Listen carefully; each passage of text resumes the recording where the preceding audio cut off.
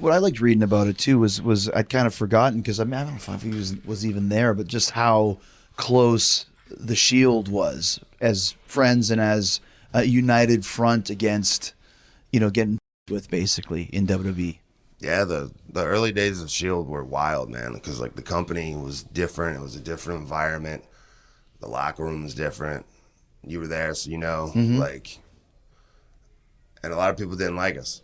I remember actually, you were one of the first guys. We did a random ass 6-man with you early. Like we just started wearing like the SWAT gear. We were still wearing like heavy ass boots and busting people's lips with them and shit.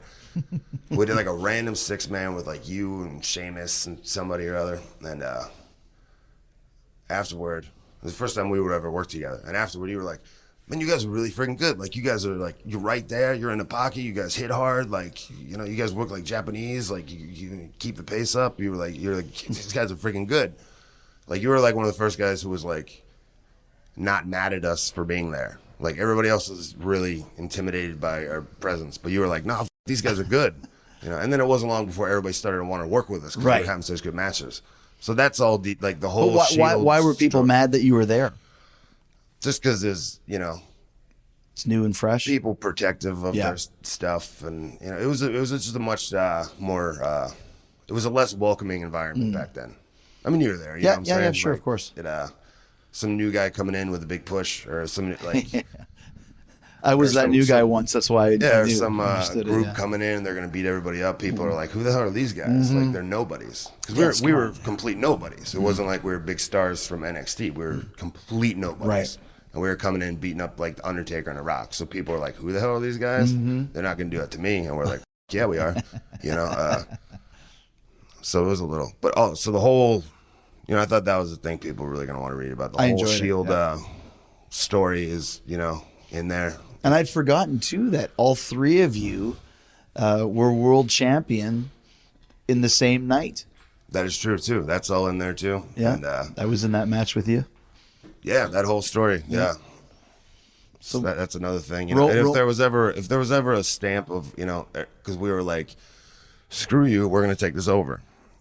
And if people were like disagreed with that, on one night all three of us were the world champion, I think that tells you everything you need to know about like we were right. Yeah. We were right. So screw you, Yeah, Roman was the champ. And then you had won the ladder match, the Money in the Bank, and Roman was the champ in the main event. Seth beat him, and then you cashed in, right? Yeah, which kind of like tied up a whole 2-year kind of story arc, which was really cool. So, I mean, that kind of is a stamp of like I said, we were right, and like we did exactly what we said we were going to do, and now we're all doing pretty good, I think. There's a great, you can give a little snippet of it without giving anything away. There's a great story of you being under the ring, waiting for your turn, and just how it is under the ring. Describe that. Yeah, like... were you with Nick Daw, or who were you with? Nick Daw, yeah. People don't know, like, every WWE show you watch, there's a guy under the ring at all times. Because he's there to, like, fix the boards and do stuff. And see, I didn't know that. You never been under the ring? Well, I've been under the ring. I didn't know there was a guy there at all times. No, he's there like all the time. To fix the boards that break and stuff? Yeah, like he just hangs out. He's got a monitor, got a headset. He's chilling, man. And that's like one of those things where another rule I had, I had a few rules. Some of them I'll keep as trade secrets, proprietary secrets as far as this book. But like one of my rules was, okay, don't just recap anything that happens on TV. Because I feel like a lot of wrestling books are like that. They just start out. Sure. I was born here, and then I did this, and then this. And then when they get to like the wrestling part, they're like, then I wrestled so-and-so at this pay-per-view. Then I wrestled so-and-so at this pay-per-view. And the next month we did a ladder match. Yeah. And I'm like, we already saw that. That was all on TV.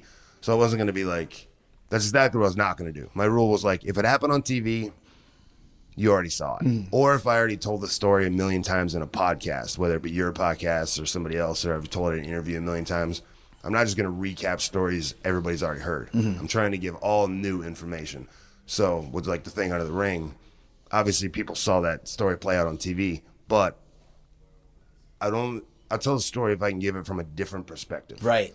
Either tell you the stuff you didn't know that was going on behind the scenes, or, for example, being under the ring. You know, you're seeing the same story, but from a totally different perspective. Like, that was kind of one of my rules. Which is great because people don't know what it's like under the ring. You know what I mean? They never saw that. That's under the surface of what's going on. Yeah, there's so many things that cool things about this Process? this business. This business? Oh, gotcha.